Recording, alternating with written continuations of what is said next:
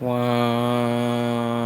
cracking with y'all? It's your boy Prince, the Hustle God, aka Wise the Warlock, and we reaching in our combat tool bag. One more again, it is a cold black affair. Shout out to the mighty LDBC, LDBC only, LDBC or nothing, LDBC versus everybody, LDBC everywhere. Do me a favor, family, subscribe, follow. Um, support everything LDBC, Trilitary, TWT, Simple Truth Network. Check out my other two channels, HFO Church, Acting Right TV. Support my OGs, OG Loco, that's Kano Loco Sports, and OGK Hope, that's Black Fight Fan TV. Support the usual suspects, shopusualsuspects.com. Check out, browse their gear. Each usual suspect has something you might enjoy. Uh, also, check out my OG uh, Kano Locos gear up there as well. Um, and lastly, check out my brother Black Sun, the 9-4 Sun God. There are three ways to support the channel, people. Three ways to support the channel. Um, shopusualsuspect6.com. Shopusualsuspect6.com is where you can purchase fight tickets for November 23rd, and also where you can purchase combat tool bag merchandise, clothing. We have warm weather gear and we have cool weather gear. Yeah, we got hoodies. Yeah, we got hoodies, nigga. um, the second way to support is I have a book series, a 4-book series out called the Hustle Guide series. Um, you can click the link in the description, or you can go on Amazon.com and type in Hustle Guide series, or Michelangelo Turner on Amazon.com, and you should find the linguistics. The language of the 1%, Hustle Guide's linguistics of money, um, Hustle God, Masterpiece, Daily Golden Mine Molden, Hustle God, Afro Gold Part 1, and Hustle God, Art of the Hustle. And also, there's a digital collection of 4-book series as well, titled Hustle God Methodology. Lastly, the third and final way to support the channel is you can sponsor a creator, you can sponsor a fighter by donating to the Cash App, and that's money sign Hustle God Inc. That's money sign Hustle God Inc. Um, that said, it is welcome to Boxing and Breakfast, aka Breakfast with the Champ. Um, it is Friday. I'm pretty fucking exhausted, but pull up to the table, have a little bit of battle with your breakfast. So I promised that I would discuss a few things that I was a little late on and a few things that I missed.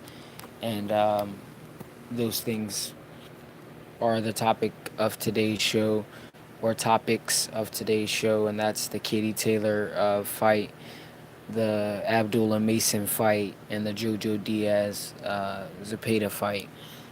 Um, so I won't be on here long at all today. So this will be very replay friendly, short and sweet, really. Uh, Again, pretty tired. Training camp has been good, very good.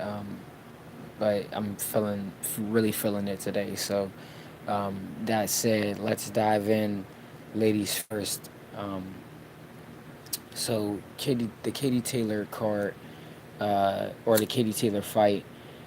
Um, let's start off by saying this: Katie Taylor is one of the following three things. She's either an extremely disciplined, hard worker with weightlifting. That's one. Two, she's either um, two, she's a very, very, very big girl who cuts a lot of weight to have the muscle or the muscular dexterity that she has. Stephen L. the Mac, my brother, was cracking with you. Welcome, welcome, welcome to Boxing and Breakfast, episode 14. Pull up to the table, have a little bit of battle with your breakfast.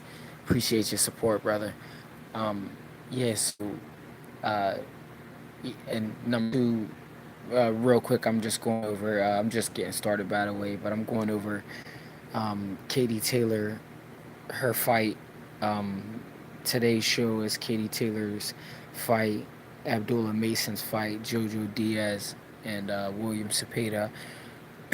So, Katie Taylor, I was saying that she's one of three things, and one being either a very disciplined, extremely hard worker when it comes to weightlifting, two, a very, very, very big girl who just cuts down a lot to be able to have the muscular dexterity and density she has, or three, and I hate to even assume or put this jacket out there, and I'm not fully coating her or clothing her with this jacket, but it is an option, and that's she could be a roid raging motherfucker because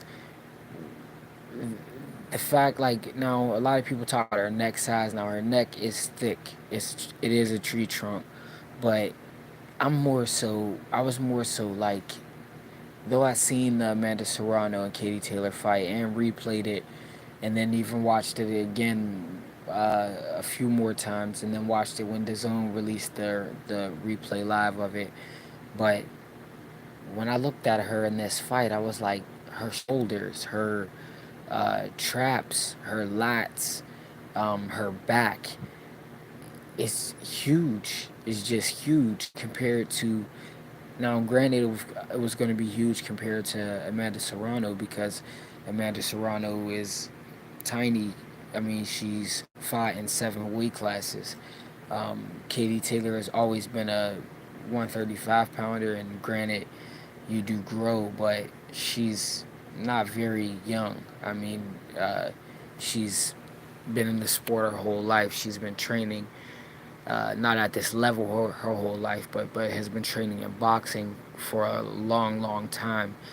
And typically, when you think of the muscular buildup of a boxer, you think a runner body, if you will. You think lean, uh, thin, longer muscles. Exceptions to the rule are people like Mike Tyson.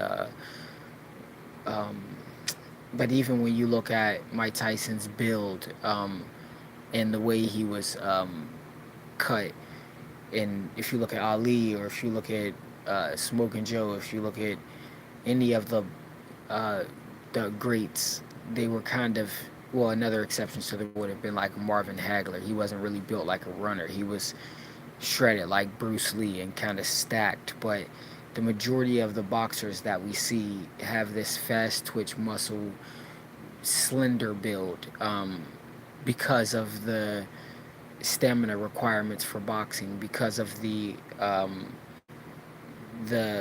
what the sport requires of you, and because of the training itself, because of the mastery of distance, leverage, and timing and rotation. It doesn't really require anyone to be a bodybuilder. I say all that to say, for her to be a lifelong boxer, uh, and for her to still, not even still, but to still, or for her to possess such dense muscle mass, and it really looks very like, I mean, not just aesthetically, but like it looks like there's an advantage there, and if it's worked for, all kudos to her, big respect. If it's unnatural, if it's unnatural in the sense of um, she's using man-made substances to sustain, or even to build muscle, or uh, build power, then that would that would be pretty obvious. I mean, it is a UK.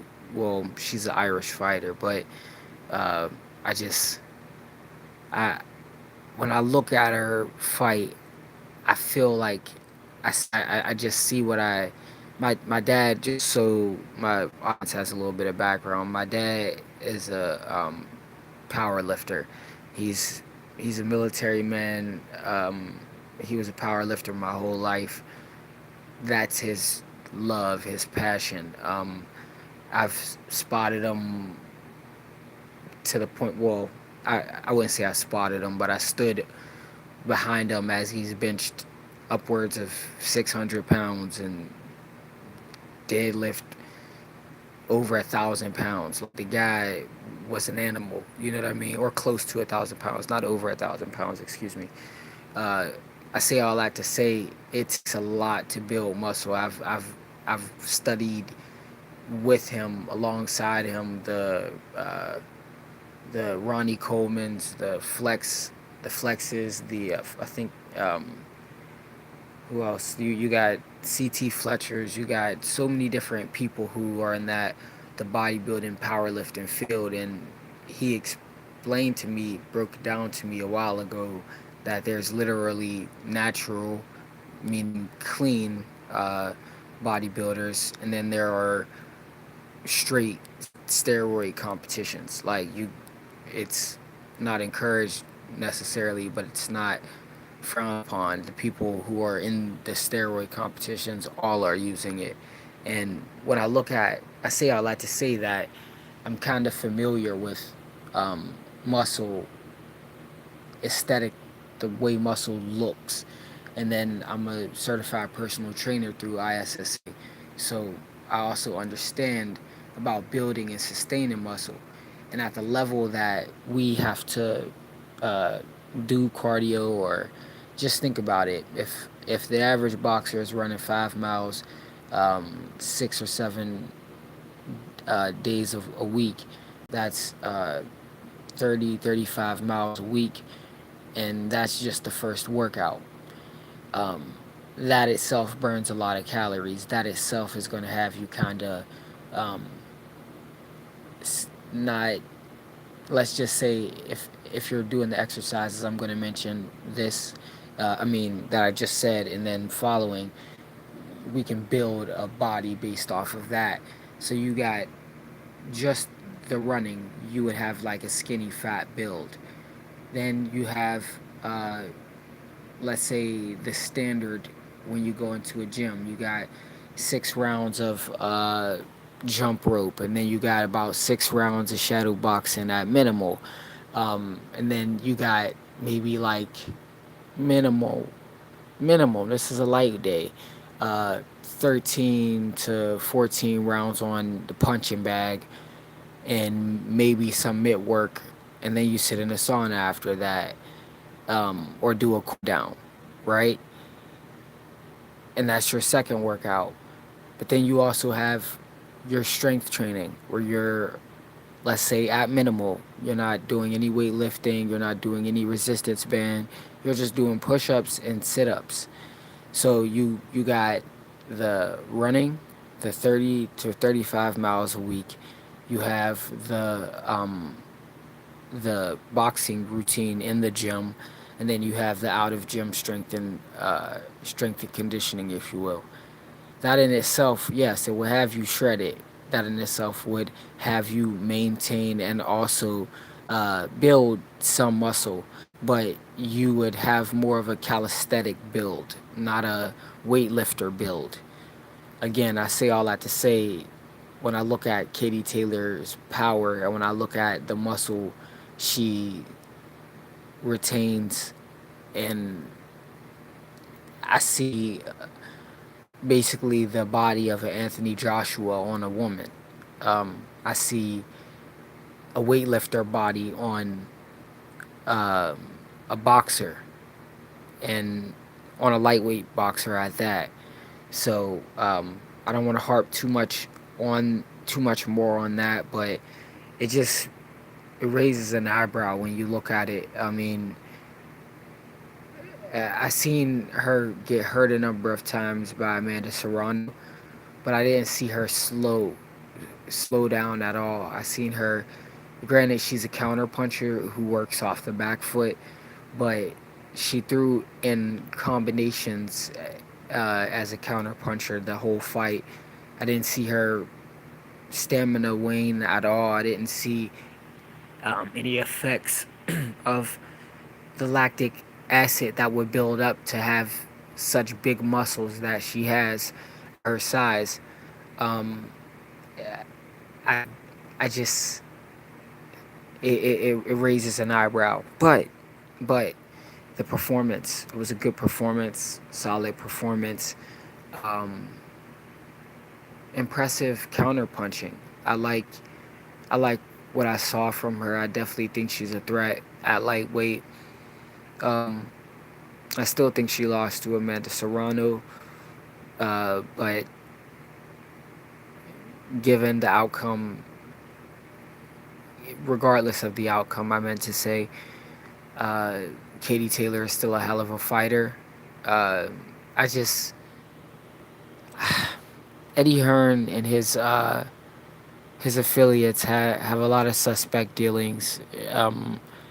Eddie Hearn does a lot of shifty shit, and when you just it's just hard to give people who are directly involved with him credit unless you know their backstory, and I don't know her backstory to be um, completely pure, and I don't want to throw a jacket on her again, uh, but it was one of those three options. So she could just be a very disciplined worker and work hard in the weight room and on cardio at the same time, and is able to sustain and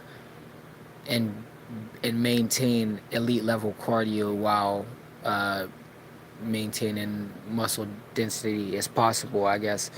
But that's really all I have to say about the Katie Taylor the fight itself. I mean, the fight was good. She had very solid counter punching. She punched in combinations. She moved well.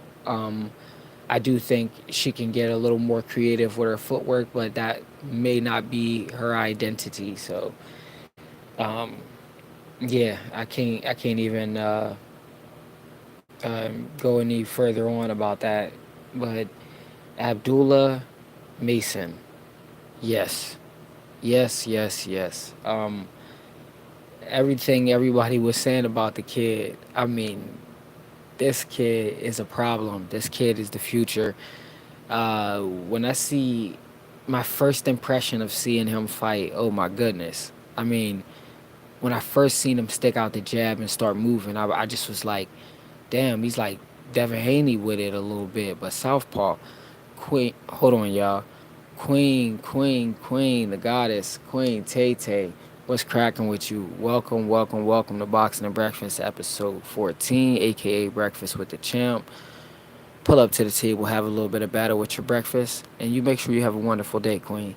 That's the sweetest voice on the net, y'all. Um, so yes, guys, where was I? Where was I? Yes, Abdullah Mason. Abdullah Mason. This this kid, man. I don't know why I didn't see him any sooner. He was also on the Lomachenko undercard. I believe he went first. I mean, before all of the other guys, which is why I managed to miss him. But they screwed up with that. I mean, definitely, I would have switched him. And granted, a lot of the other guys are more experienced, but the excitement that I feel he brings stylistically, the skill level he brings, there's no way Creamy Ali Wall should have been after Abdullah Mason. Oh no, that's real, Queen. That's real. I'm just saying. But yes, you make sure you have a wonderful day at work. But yeah, I loved his movement. The guy he came out fighting, the guy immediately rushed him, and that. Oh wait, before I even dive into that, so but I missed his performance, and I was giving basically um, a friendly competition between those guys, and I was trying to rate who had the best performances of the young guys. And it was completely unfair, as I stated, to rate the performances without seeing him. And I would say, realistically speaking, uh, he, Abdullah Mason, and Troy Isley had the performances of the night. I'd have to steal it from Rabisi. My brother Opulent LD was crackling. Opulent LD TV. It's early in the morning. My tongue ain't working yet. My words ain't working yet, bro. Excuse me. What's cracking with you? Welcome to Boxing and Breakfast, aka Breakfast with the Champ. This is episode 14. I'm wrenching you up right now, bro. I just figured out how to do that shit yesterday. Um, but yes, so sorry guys. This is a replay friendly live. I do apologize for the playback players. Stole that from my big bro Cadillac Red. So yeah, Abdullah Mason, man, his precision with the jab. He has explosive punches. So whenever I first seen him come out, the opponent immediately rushed him, tried to pounce on him, which was smart. It was absolutely how you should fight a guy who has superior technique. If he's the better boxer, granted, I don't believe that you should just concede to being the brawler. But if you're the brawler, you have to know you have to know your role and play it. And he didn't attempt to try to outpoint and box Abdullah Mason because he knew that would be effort that would be futile. That said, um, he went there and tried to bang with him immediately. So it took Abdullah Mason a few moments pivoting and turning him to try to find his range and find his distance. Once he began to find that range and find that distance, man, he was popping the kid, popping him nonstop. He dropped him twice in, I believe, the fifth. I believe the fifth. But the issue, the issue here is Top Rank is supposed to have some of the best matchmaking in the game, um, but they also have a phrase that was created, which is the Top Rank diet, because of their matchmaking, which wouldn't make it necessarily the best matchmaking in the game, right? It would make it more one-sided matchmaking. That said, they couldn't even leave it up to the matchmaking or leave it up to Abdullah Mason to just finish his food on his own. The referee went over to the corner after the two knockdowns and to talk to the doctor, and the referee's mic was still on. Oh man, the referee's mic was still on, and cause like the, he said, um, "Look, I'm gonna. I think we should just stop it, but I'm gonna have him come over to you, and then, you can wave him off." And the doctor said, "Yeah, just have him come over to me. I'll take a look at him, and I'll just do whatever you said, right?" And uh, I believe her name is Christina Poncher and Tim Bradley. Tim chicken sandwich, uh, buttermilk biscuit eating Bradley. They were silent. They were silent. Everyone was literally, essentially, if there was a camera on them, everybody's jaw dropped when they heard that.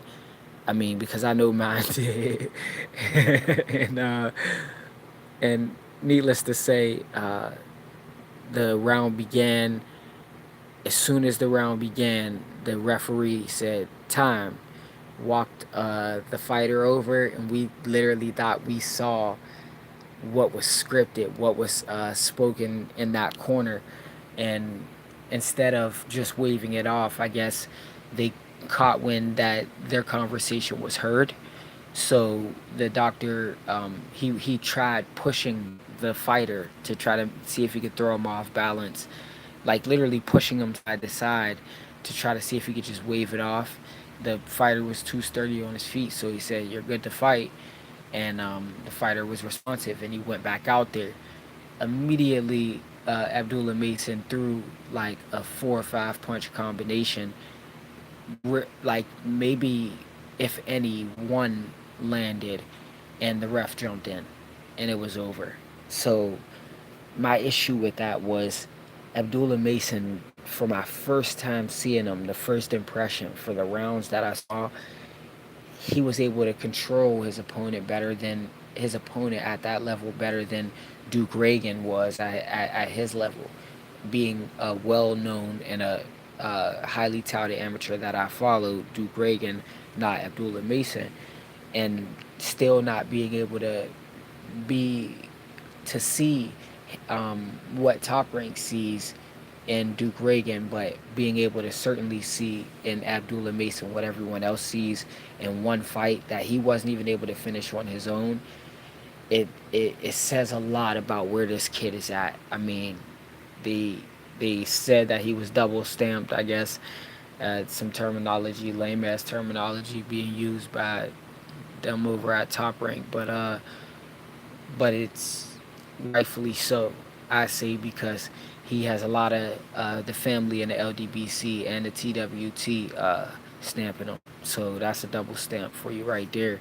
And I just wish they didn't try to stunt his growth or give him a win, or you know, if there are casual fans that caught that, then and they had suspicions about boxing being like their favorite extreme version of Broadway wrestling, then that itself would kind of give credence to their argument of them thinking that the shit's fake. Um, though it's not, though it's far from it, but it's just the guy literally said, "Look, basically stop the fight," and when I send them to you, and because the mic was on, me everybody heard it, not just the broadcast team, not just the tech team, the audience as well. You know what I mean? Just like I at home heard it, people in the arena heard it. So they had to get some sort of feedback in the monitors. Um, Not feedback as in static, but feedback as in hearing what they said, or at least the echo of what they said, which is why they didn't want to do exactly what they said. But it wasn't a second after. I mean, it wasn't a full 2 minutes after, and it's 3 minute rounds, but it wasn't even a full. I wouldn't even say it wasn't a. It wasn't over a minute and 45 seconds after the round began that the ref dived in and stopped it, or dove in and stopped it. So that said, I am excited. I'm tweaking to see more of this kid Abdullah Mason. Y'all are everyone who's told me about him was absolutely right, and though late to the party, I'm glad to be here. That said, Jojo Diaz versus William Cepeda. Um, Also, first impression with William Cepeda, I've heard a lot about Jose Cepeda, and I've heard a lot about William Cepeda, and I haven't really been able to tell the difference between the two, though one is at 140 and one is at 135. I, yeah, I just, I haven't been seeing them really getting it cracking. I've heard about the Jose Cepeda scenario because of him stopping Ramirez. He beat somebody before this Regis Prograis fight, and made some noise for himself. But I'm a Regis Prograis fan, so when I heard that Regis was getting his title shot after 3 years, um, I had to do a little homework on Jose, but so William, to say the least, he was knocked down, I believe, in his not his last fight. No, yeah, his fight before Jojo Diaz. And this guy, he got some skills, man. I mean, he punches in combinations. Like how everything they're saying about David Benavidez is his ability to have a high and sustain a high punch output.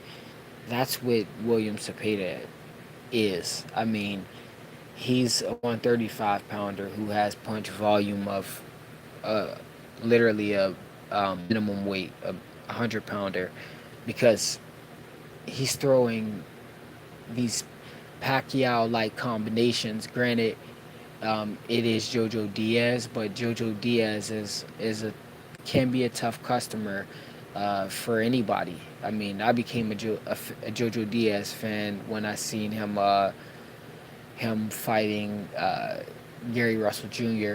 and then also seeing his amateur work with Oscar Valdez, and he literally put Joe in a position where you could only describe it as he fought back. Jojo was fighting back so that it wasn't like he was getting his ass kicked. Granted, he got beat up, but um, it was he was only able to return fire. He was only able to swing back in defense of self, but not able to be in the fight competitively. Granted, he did hurt Zepeda, but without hurting Zepeda, there would have been nothing to actually say he was in the fight. Um, Zepeda was throwing these 6, 7 punch combinations, and unlike Pacquiao, he wasn't like um, jumping in or off balance or lunging or reaching. He was balanced with it. Granted, facing someone with better feet than him and much better defense, he's getting his ass whooped. Like if Zepeda fights Devin Haney tomorrow, sorry, Devin Haney all day. If Zepeda fights Tank tomorrow, Tank all day. Zepeda fights Shakur tomorrow, that's a better fight because Shakur is actually a more mid-range fighter and has less power than Zepeda, so he'd have to really use lateral movement, stay on the outside, and discourage him with punch placement. But I got Shakur all day in that. I think Shakur has elements of Andre Ward in him, in which he'll be able to control Zepeda unless Zepeda's the stronger man, and they're literally where his style, I would say, is incarnation or incarnate of overwhelm. If you think of overwhelm, you think of William Zepeda's style. He throws a lot of punches. He sustains that pace, and yeah, even when he starts to try to pace himself, even when he pacing himself, he still throws a lot of punches. So um, I do think if he's able to use his jab a little bit more, um, not be so aggressive. Granted, I think he did what he wanted with JoJo because he knew what he can do with JoJo, and clearly he displayed it because he came out, set the pace, and then just kept bulldozing. Um, but he won't be able to do that to everyone. So I would like to see the versatility that he possesses, but um, what he displayed, William Zepeda, was with who he was in there with was a master class. So thoroughly impressed with William Zepeda. Again, Jojo Diaz, he he can be a tough night for anybody, but that night wasn't his night. I don't know if he was intimidated. I don't know if it was the size of Zepeda, if it was the power of Zepeda, or if it was the sheer volume that just overwhelmed him. But Jojo, I think he needs. I think at this point, Jojo needs a few soft touches to get. And granted, that's not the language I would use for myself, but this is the business of boxing we're discussing right now. And JoJo, he's made money and he's also fought names. So I would say JoJo has earned um, a soft touch coming off the Devin Haney and William Zepeda losses. I would say give him a confidence booster, let him get back right, and not get so used to having his hands in his pocket. So that said, I'll summarize. Katie Taylor can be one of three things. She can be a hard-working weightlifter. She can uh, be on steroids, or um, she can just she can be a naturally built, bigger person who cuts a lot of weight. But she's a good counterpuncher, and she did good in her fight. Abdullah Mason, thoroughly impressed with him. Enjoyed his performance. Uh, didn't like the top ranked cooking they had. Watched the end of that fight again. That was some suspect, super sus shit. Um, and William Zepeda, you also made a statement as well. So, y'all know me. I keep it a replay friendly live when I'm doing it by myself. It's 45 minutes or less. I try to be. And if it goes a co-host or a special guest host, um, it'd be a little bit longer. But love y'all. Appreciate y'all for stopping by. It's LDBC only. LDBC or nothing. It is a code black affair, and I'm gonna do this final commercial, uh, and then we're gonna get up out of here. So do me a favor, family. Support, subscribe, uh, share, like, follow everything LDBC, Trilitary, TWT, Simple Truth Network. Check out my other two channels, HFO Church and Acting Right TV. Support my OGs. That's OG Loco to me, Kano Loco Sports to y'all. My OG K Hope, and that's Black Fight Fan TV. Support the usual suspects. ShopUsualSuspect6.com. ShopUsualSuspect6.com. They have hella drip up there.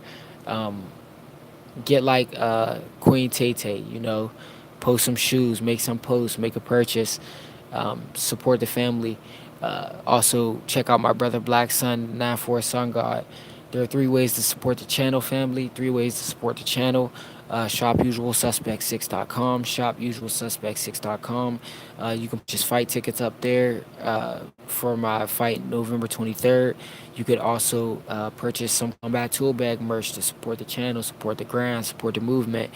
That's ShopUsualSuspect6.com. We have warm weather gear.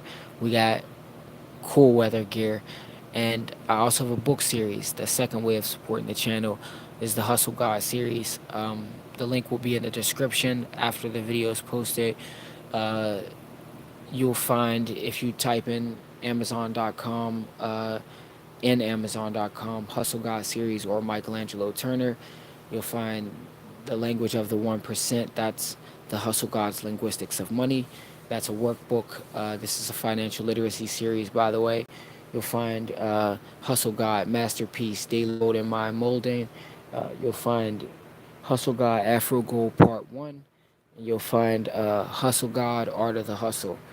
Um, Lastly, the final way of supporting the channel is you can sponsor a fighter, you can sponsor a creator by hitting the Cash App. You can donate to the Cash App. That's money sign Hustle God Inc. That's money sign, the Cashtag symbol Hustle God Inc. All one word, just as it sounds. Again, much love. LDBC only. It's a code Black Affair, and I'll see y'all Monday. Deuces.